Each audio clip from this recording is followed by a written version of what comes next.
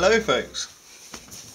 Well, this is one of my favourite kits of all time. So much so that I haven't plucked up the courage to build it or paint it. I've owned it for about 2 years, but it is an absolutely and utterly fantastic model, and I thought I'd show it to you guys. So it's from the Napoleonic Fantasy range of Flintloque, sold by Alternative Armies. Here you can reach at www.alternative-armies.com. Alternative Armies are a Scotland-based army, based in a place called Alternative Armies are a Scotland-based company set up in the, I think it's the western seaside town of Girvan. Okay, but that's not that important. It's quite important, but not that important. So this miniature is a massive metal model. According to this, it's 2.75 pounds or 1,250 grams. Okay, it's a huge Londinium coach. Okay, so in Flintloque, the British are represented by orcs because we're a bunch of brutes. Okay, so we go across the whole world campaigning, pillaging, drinking, and generally causing mayhem and trouble, whilst the rich and dandy fops sit at home drinking port and watching, I don't know, performances. But there we go. So that's what Flintloque is all about, and this is a set that's just not so much to do with the wars, but it's kind of a bit about the background. So the idea is that the coach is a symbol of pride and importance. So the first thing that we get when we open the box is a couple of leaflets about some of the games that Alternative Armies make. So obviously the big one is Flintloque. Okay, War in Catalusia is the first book that they've brought out for the 3rd edition of Flintloque. Okay, I'll talk about a bit more about that at another time. We've also got a couple of their other games from 15mm.co.uk, which is one of their side companies. Alien Squad Leader, which is a mass battle sci-fi game, and The Age of Might and Steel, which is a mass battle fantasy set of rules. Okay. We've also got Firefight, The Iron Age, which is a 28mm science fiction grid-based war game, and some other stuff to do with Firefight. And then what we get is our guide to the Londinium coach, illustrated by Edward Jackson himself. So we look inside. It's got a little bit of background about coaches in the world of Flintloque and Valon. Valon being the world that Flintloque is based on. We have the rules to use it in Flintloque. What else do we get? Some rules to do it in Slaughterloo, which is the mass battle version of Flintloque. So you can use it to carry around your Commander-in-Chief, which is quite cool. We've got an in-depth description of what every part of a coach is called. That is really, really cool. So the research these guys go into is quite extensive. I know that because I'm a sculptor for Alternative Armies, so I know I need to put some effort into research and get things right. Obviously it is fantasy, so we can kind of slip up. It doesn't matter how many buttons are on an orc rifleman's lacing, but it helps to know how many there should be. It's got a Flintloque scenario in there. It has got another Flintloque scenario. And it has got a list of all the parts you need to build it. Okay, so it's got instructions on how to build it as well. It's also got some different coaches that are in the world of Valon, some famous ones. My favourite one, where has it gone? I'm not sure if it's on here. Yeah, it is.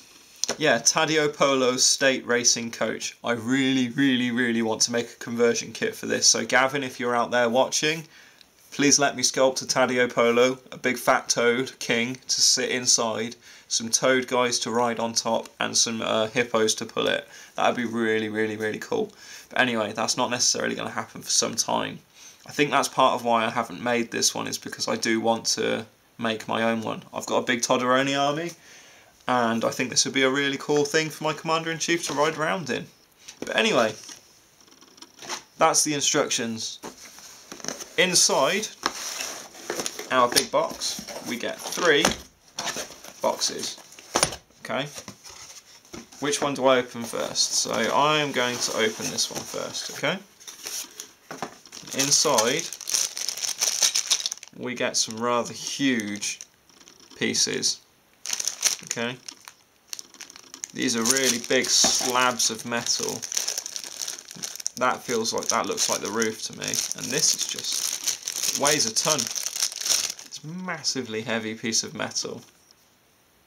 But it's very, very smooth, it's beautifully sculpted. It's just such a finely crafted piece of kit, and whoever did it, I'd say it's almost a feat of engineering more than anything, the fact they've actually made and machined all these parts. I don't even begin to think how you would sculpt or design something like this. Just wait, how do you do that? But there we go. So I think this box is the bulk of the coach itself, so that is quite cool.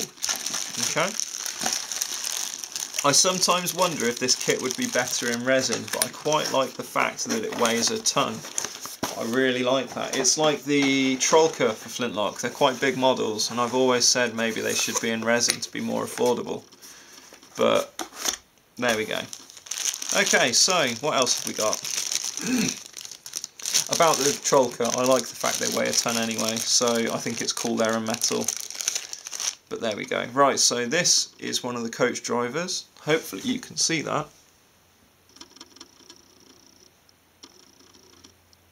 So he's got a lot of expression in his face. He's a big fat orc with big chunky legs and a nice little tricorn. Again, really, really nice smooth sculpting on this one. I don't know who the miniatures designer is. I've got an idea, but I don't want to say just in case. But it's really, really nice work, whoever's done it. I will say, guys, this isn't one I've done, okay? Honestly, it's not. But my god. Just really, really nice models. There's a nice pistol there as well.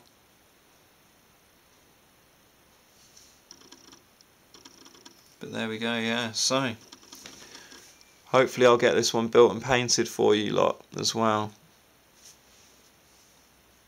Okay. Right. What else have we got in here? We've got some axles of some description, something like that. Again, really big, beefy metal parts. And we've got more axles and things. Okay, so my camera's playing silly buggers. So sorry guys, I just got to look through this box. Okay, so this is the last box. Now this is the heaviest one, okay? So you get a couple of slotter bases. Now alternative armies don't make any models that are based on slotter bases, okay? However, everything is on slugs like these. So what you do is you stick them down, and then you do a putty or a filler around that, just to kind of blend it all in together, and that's how I do those, okay? You don't have to base your miniatures, because they come on slugs, so you can just stand them up, and they'll be quite comfortable, but bases often finish a model. But what you get in this box are your 4 horses. They're all exactly the same, and they're beautiful. They're really, really, really nicely sculpted. They're very, very smooth. They've got a very nice quality to them, and they just suit perfectly. They're huge horses, but they're meant to be. They're meant to carry this massive, heavy carriage, and that's the whole point. It's very believable. I mean, as models, they've got quite big necks, big fronts, very thick legs, but they're meant to. Okay.